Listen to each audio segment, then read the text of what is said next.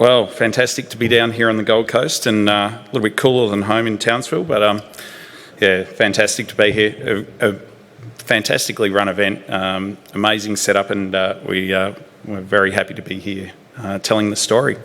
So first and foremost, I'm going to apologise for a terrible pun, and if my teenage daughters were here, they'd be rolling their eyes right now, but golden sunshine seemed to sum it up pretty neatly. We're a Queensland-based, Queensland-focused explorer, so head office is in Townsville in North Queensland. Our major projects are in the Charters Towers district, so nice and close to where we live. Standard disclaimer, never get any shorter. A quick snapshot of where the company's at, currently trading at 1.8 cents. It's about a $45 million market cap. End of quarter, we had 1.9 million in the bank. We've subsequently just completed a raise, a $5 million raise, and it was very well supported by sophisticated retail investors, no more sophisticated than Lion Selection, our largest shareholder, 9.2%, and you can go and ask Headley for the reality behind any of the slides and stuff I talk about today. We've got a board currently comprised of myself, Alec Pismiris, Joe Bergerman, who's been here at the booth, Paul Chapman and Fred White, and Matt Price, our exploration manager. We'll have to update that photo because he's far more clean cut these days. So our life these days basically fits onto this one map. So we're in North Queensland, head office in Townsville. It's a fantastic place to do business as an explorer and wannabe producer. So we have a concentrate export port. We've got zinc and copper refineries in town, rail through the project out to Mount Isa, where we currently still have a copper smelter and lead smelter as well. Water and power to the project, fantastic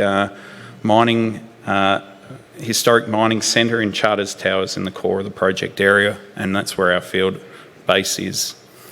It's a pretty simple story with sunshine at the moment, so it's taken us 5 years to finally land in a spot that we've got a core project, a line of sight to development, and a fantastic exploration project to underpin everything behind it.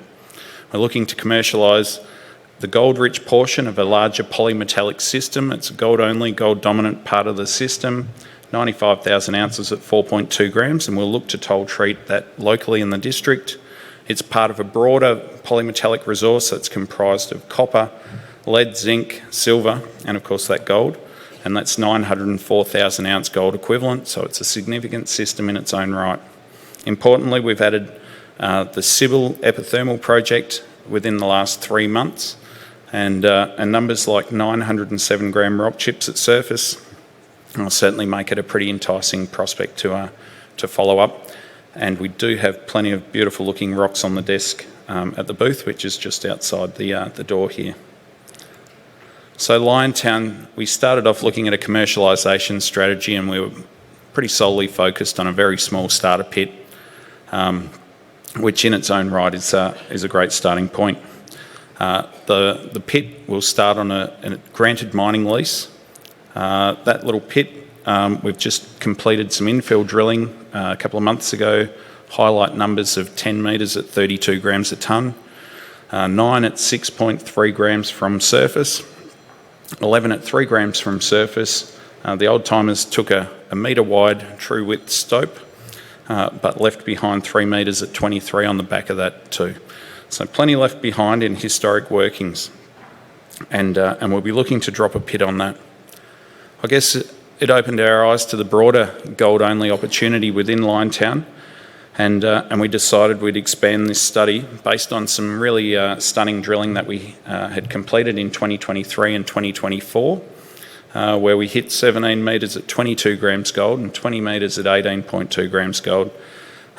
So the 17 at 22 from 67 metres, a true depth of probably around that 45 metres from surface, and the 20 at 18 from 110 downhole, so you're looking at 2/3 of that, about 70 metres from surface.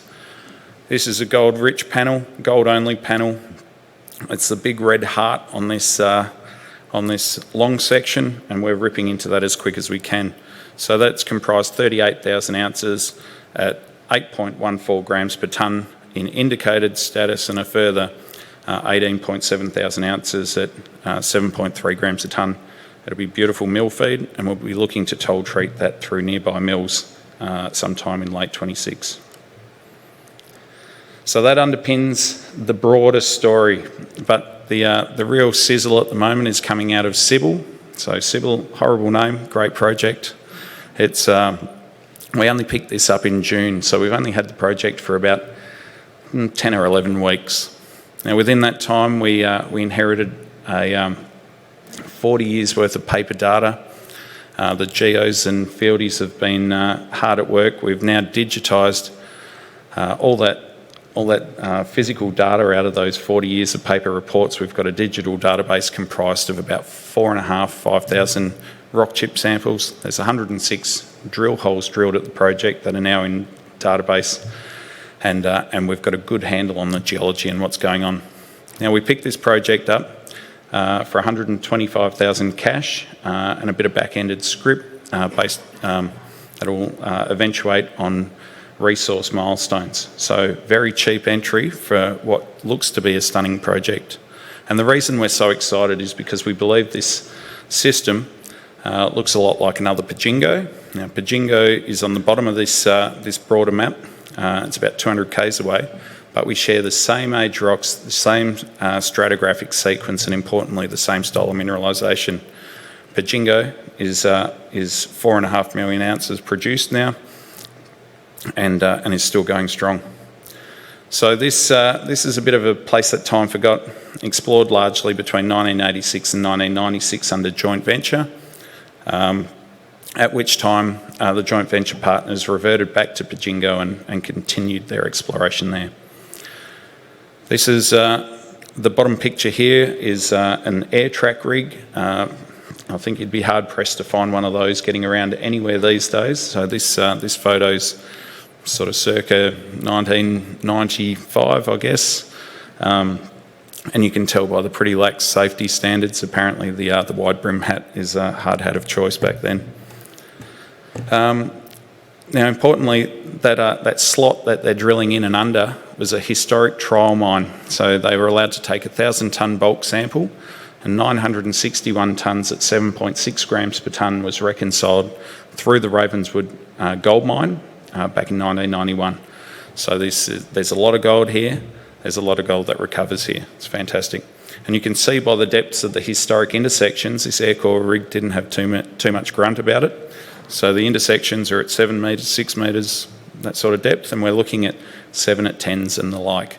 Fantastic starting place. We've been out on ground now. We've got some amazing looking rocks on the desk, and yeah, we're happy to take you through what it means and what we're doing next.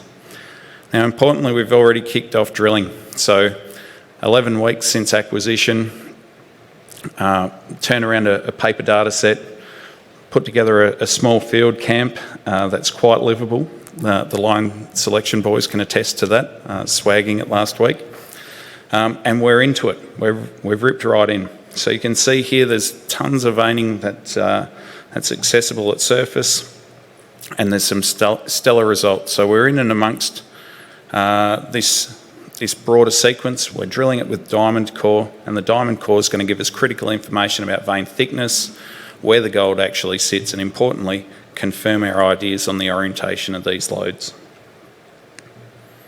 We're pushing ahead. We'll have a detailed drone mag survey going on soon, so we'll get some great baseline magnetic data to support the rock chip database. Here's the image that basically sums up the potential of this district. So on the bottom we see a long section of Pajingo, 4.5 million ounces produced, strike length of about 7 kilometres. The host sequence is the Mount Janet andesite, volcanic rock that's underlined by a sedimentary sequence, so that's the yellows beneath, and over the top capped with a volcaniclastic sequence, so would have been poorly consolidated at the time. We see the same stratigraphic sequence. It dips at almost identical type dips to the Pajingo sequence, same age rocks, and importantly shows the same chemical characteristics. And you can see the extent of the exploration at Francis Creek is just just basically scraping the surface. Huge potential. We step out 1.7 kilometres to the east of Francis Creek. We have the very imaginatively named Francis Creek East Prospect, where we've got rock chips to 28 grams a tonne over a outcropping vein set that's about 300 or 400 metres long. And then we step out further, and Quartz Ridge is about the only other prospect that's had a substantial amount of drilling conducted at it. Now, importantly, that drilling didn't penetrate through that volcaniclastic cap, and we're still seeing approximately 70 metres at about 0.4 grams a tonne. That's a big, broad zone of smoke sitting over the top of what we believe is the prospective rock type beneath. Huge potential here. We'll be doing some follow-up geophysics, moving through, once we get the heritage clearances, we'll be moving out to Francis Creek East and poking first holes in that part of the system as well. A couple of happy snaps of what it's like working in the north. This is DDH1 mobilising the drill rig across the Burdekin River. Quite the road train. The rig parked up at Francis Creek in our little base camp shed and core logging area out there. That drill campaign is well underway. We're now about 8 holes into our 14-hole program, and first assays should be received from that in the next 3 to 4 weeks. So this is why the guys love going out bush. The bush TV down below with the fire, and not a bad sky show above, and plenty of news flow to be coming through in the next few weeks to months. So first and foremost, we've got Liontown. We'll be doing the metallurgical results from that shallow oxide drilling will be coming through imminently. We've got the resource update that'll convert that shallow material from inferred to indicated resource and allow it to roll into a PFS, and that PFS is due in January 26. Sybil Diamond drilling results, 3 to 4 weeks time, sorry. We haven't even touched on Liontown North. We had a government grant for some deep drilling to test extensions to the prospective horizon at Liontown, and obviously drone mag surveys as well. Lots going on, lots of news flow, and an exciting time at Sunshine. So the 3 key reasons to invest in Sunshine. We're looking to commercialise that Liontown gold opportunity. It'll provide a pathway to low capex cash flow. Mining studies have commenced. We're deep into that. We're running a parallel permitting pathway. So we look to be pre-feas stage by January and having the permitting submitted, and hopefully not far from approved at that point as well. We're pushing forward with Sybil at a rate of knots, and I think halfway through a drill program, 11 weeks into ownership, is testament to the rate at which we conduct our work. And we've got that broader sulphide system underpinning what is a huge resource there, and we'll look to commercialise that when we get through the gold studies. If you want to come and see us, we're sitting at the booth just outside the door. We'll be there with a beer in hand shortly. Thanks.